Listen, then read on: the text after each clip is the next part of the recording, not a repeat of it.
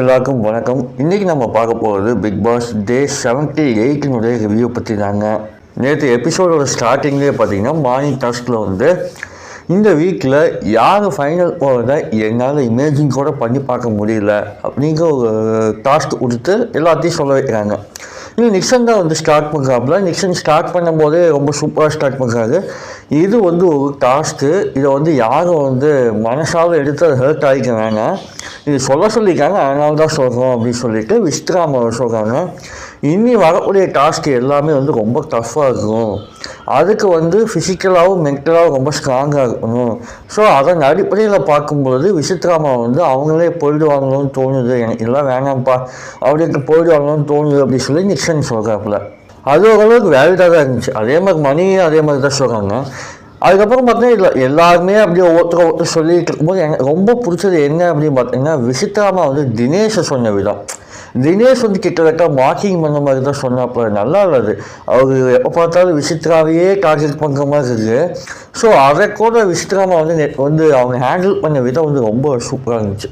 நீங்கள் யாரையும் ஏறி மிதிச்செல்லாம் இந்த கப்பு வாங்கணும்னு அவசியமே இல்லை. நல்லா விளையாடுங்க, நீங்கள் நல்லா ஜெயிக்கக்கூடிய ஆள் தான் எல்லாமே இருக்குது. நீங்கள் விளையாடி ஜெயிங்க, யாரையும் கீழே போட்டு மிதிக்காதீங்க அப்படிங்கிற ரொம்ப பாலிஸ்டாக சொல்லி இது பண்ணாங்க. அது அவங்களுடைய மெச்சூரிட்டி நேற்று உண்மையாலுமே காமிச்சு. அது எனக்கு ரொம்பவே பிடிச்சிருந்தது விசித்ராமா பேசினது. அதுக்கப்புறம் மாயா விஷ்ணு சொன்னாங்க. அதுக்கப்புறம் ரவீனா சொன்ன விதம் எனக்கு ரொம்ப பிடிச்சிருந்தது.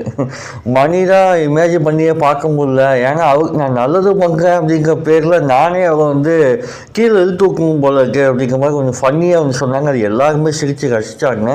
அது நல்லா இருந்துச்சு. அதுக்கப்புறம் பார்த்தீங்க அப்படின்னா இந்த வாரம் கேப்டன்ஸ் எல்லாம் கிடையாது, எல்லாருமே கேப்டன்ஸு. ஸோ அதனால் எல்லாருமே தேர்ந்தெடுத்து ஒரு 6 பேரை ஸ்மால் பாஸ் வீட்டுக்குள்ளே போடுங்க அப்படின்னு சொல்லும்போது அதுக்கப்புறம் ஃபைனலாக ஸ்மால் பாஸ் வீட்டுக்குள்ளே யாரெல்லாம் தேர்ந்தெடுக்கப்பட்டு போகிறாங்க அப்படின்னு பார்த்தீங்கன்னா தினேஷ், விஜய், நிக்சன், மாயா, பூர்ணிமா, அர்ச்சனா இவங்க 6 பேர் தான் போகிறாங்க. இல்லை, இந்த செலக்ட் பண்ணும்போது ஒரு சின்ன சலசலப்பு ஏற்படுது. என்ன அப்படி பார்த்தீங்கன்னா விசித்ராமா மாயா, பூர்ணிமா ஒன்றா இருந்தாங்கன்னா அவங்க வேறு வேர்டில் இருப்பாங்க அப்படின்னு சொல்லும்போது மாயா கொஞ்சம் ஹர்ட் ஆகிடுறாங்க. ஆக்சுவலி விசித்ராமா சொன்னது கொஞ்சம் உண்மைதான். அது அவங்க 2 பேரும் போனாங்க, எப்போ பார்த்தாலும் தனியாக போய் உட்காந்து பேசிக்கிட்டே இருப்பாங்க. அவங்களுக்குள்ளேயே பேசிக்கிட்டு மற்றவங்க யாருக்கிட்டையுமே கம்யூனிகேட்டே பண்ண மாட்டாங்க, அப்படி தான் இருப்பாங்க. பட் அது மாயா கொஞ்சம் ஹர்ட் ஆகிருக்குது. எப்போ பார்த்தாலும் இதே சொல்கிறீங்க, மாயா பூர்ணிமான்னு சொல்லிக்கிட்டே இருக்கீங்க அப்படிங்கிற மாதிரி சொல்கிறாங்க. அதை தான் ஊரே சொல்லுது. அவங்க மட்டும் சொல்ல, பிக் பாஸ் வீட்டுக்குள்ளே மட்டும் சொல்ல, வீட்டு வெளியிலையும் எல்லாரும் அதை தான் சொல்கிறாங்க. இவங்க 2 பேரும் சேர்ந்து தான் விளையாடுறாங்க, 2 பேர் எப்போவுமே ஒன்றா தான் இருக்கிறாங்க அப்படிங்கிறது வெளியிலேயே சொல்கிறாங்க.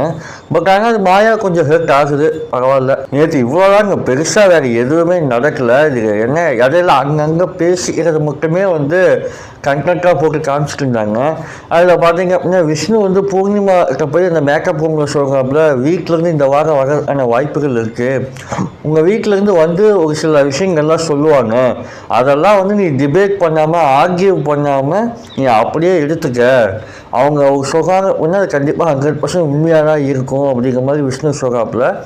பூர்ணிமா அது ஹர்ட் ஆகிட்டு அவங்க என்ன சொல்கிறாங்க, நீங்களும் கண்ணாடி பார்த்து சொல்லிட்டீங்க, உங்களுக்கும் சொல்லக்கூடும் அப்படிங்கிற மாதிரி பூர்ணிமாவும் சொல்கிறாங்க. ஆக்சுவலாக என்னென்னா அவங்க வீட்டிலேருந்து வர்றதே இந்த மாதிரியான விஷயங்களை தன்னோட வீட்டு ஆளுக ஜெயிக்கணும் அப்படிங்கிறதுக்காக சில ஹிண்டெல்லாம் கொடுக்கணும் அப்படிங்கிறதுக்காக தான் வர்றாங்க.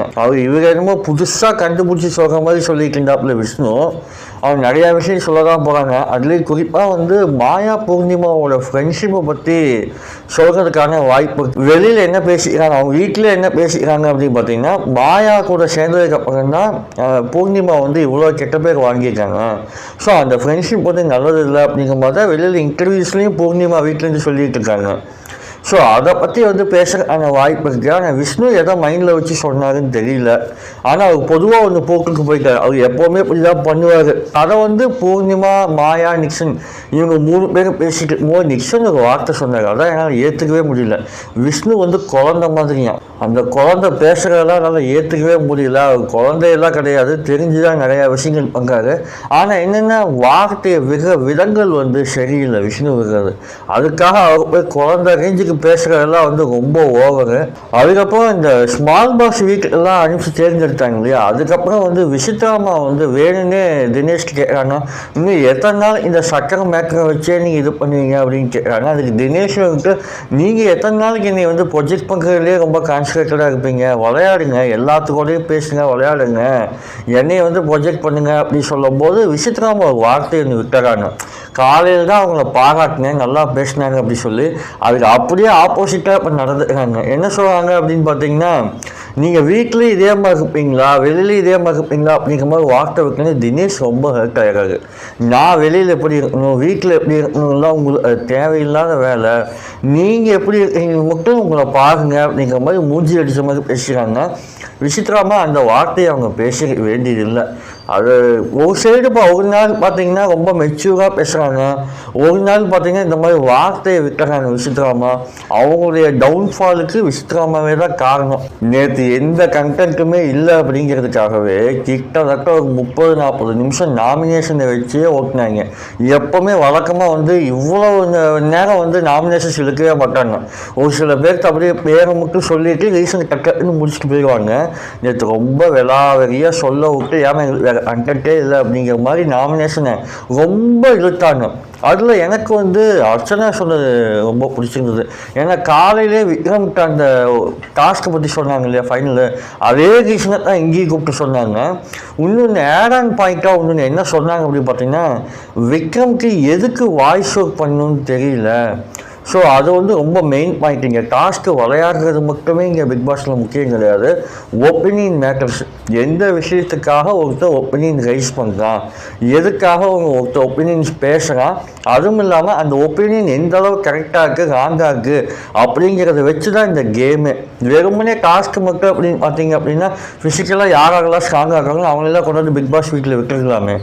ஸோ அதன் அடிப்படையில் பார்த்தீங்கன்னா விக்ரம் கொஞ்சம் ரொம்பவே கீழே இருக்காப்புல. அதுக்கப்புறம் நிறையா பேர் ரவீனாவை நாமினேட் பண்ணாங்க போன வாரம் இந்த கார்டில். அதுக்கப்புறம் விசித்ராமாவை நாமினேட் பண்ணுறாங்க. இந்த வீக் யாரை நாமினேட் பண்ணியிருக்காங்க அப்படின்னு பார்த்தீங்கன்னா விசித்ரா, விக்ரம், ரவீனா. இதில் என்ன சிக்கல்னா ஆட்கள்லாம் குறைஞ்சிட்டாங்க. 2 ஓட்டு அவங்கள வந்து எடுத்துக்கலாம் கண்டிப்பாக. அவங்க ஏன் எடுக்காமல் விட்டாங்கன்னு தெரியல, யாரை காப்பாற்றுறதுக்காகன்னு தெரியல. அப்படி பார்த்தா மணி, விஜய், மாயா இவங்க 3 பேருமே உள்ளே வந்துருக்கலாம். அவங்க 3 பேருமே நாமினேஷனில் வரல. ஸோ இந்த தடவை விஷ்ணு சொன்ன மாதிரி ரொம்ப டைட்டாக போட்டாங்க நாமினேஷனு. இந்த வாரம் டபுள் எவிஷன் இருக்குமான்னு தெரியல, எனக்கு தெரிஞ்சு இருக்காதுன்னு நினைக்கிறேன். 3 பேர் தான் நாமினேஷன் இருக்காங்க, டபுள் எவிஷன் இருக்கிறதுக்கான வாய்ப்பு இல்லை. அப்படி டபுள் எவிஷன் இருந்துச்சு அப்படின்னா விசித்ரா, விக்ரமும் காலி. இதில் அதிர்ச்சியான விஷயம் என்னென்னா நிக்சன் தப்பு ஸ்டாப்பில். எல்லா மக்கள் எல்லாமே பெரும்பாலும் காண்டில் வந்து நிக்சன் தான். நிக்சன் எப்படியோ தப்பிச்சிருக்காப்புல, விஷ்ணுவும் அப்படியே நைஸாக நழுவிட்டாப்புல. இந்த 2 பேரும் உள்ளே வந்ததுக்கான வாய்ப்புகள் இந்த வாரம் நிறையா இருந்துச்சு, ஆனால் வரலை. அது ஏன்னு தெரியல. அதுவும் ஒரு ஓட்டு தான் வாங்கியிருந்தாங்க. விஷ்ணுவும் நிக்சனும் சரி ஒரே ஒரு ஓட்டு. ஏன் அவங்கள விட்டாங்கன்னு தெரியல. ஸோ கண்டென்ட் வைஸ் பார்த்தீங்கன்னா இவ்வளோதான் மேட்ச் நடந்துச்சு. இதுக்கு மேலே அவங்களுக்கு ஒப்பேத்துக்கு எதுவுமே இல்லை, அப்படியே முடிச்சு விட்டாங்க. இந்த வாரம் வந்து ஃப்ரீ ஸ்டார்ஸ்க்காக தான் இருக்கும்னு நினைக்கிறேன். அப்படி இருந்துச்சு அப்படின்னா வழக்கம் போல் எல்லோரும் வருவாங்க, அழுகுவாங்க, கட்டி பிடிப்பாங்க. எல்லாத்துக்கூடையும் வந்து எங்கள் வீட்டில் எல்லா நாளும் கார்த்திகை சாங்கெல்லாம் நிறையா ஒழிக்கிறத நம்ம கேட்கலாம். ஸோ எனக்கு பொதுவாகவே இந்த ஃப்ரீ ஸ்டார்ஸ் வந்து பிடிக்கவே பிடிக்காது. சும்மா எதுக்கு அந்த டாஸ்கிங்கே தெரியல, வந்து எல்லாத்தையும் வந்து எல்லாத்த பற்றி கொஞ்சம் கொஞ்சமாக போட்டுவிட்டு கேமை மாற்றுறதுக்கு பேரில் மறுபடியும் குழப்பி விட்டு தான் போவாங்க.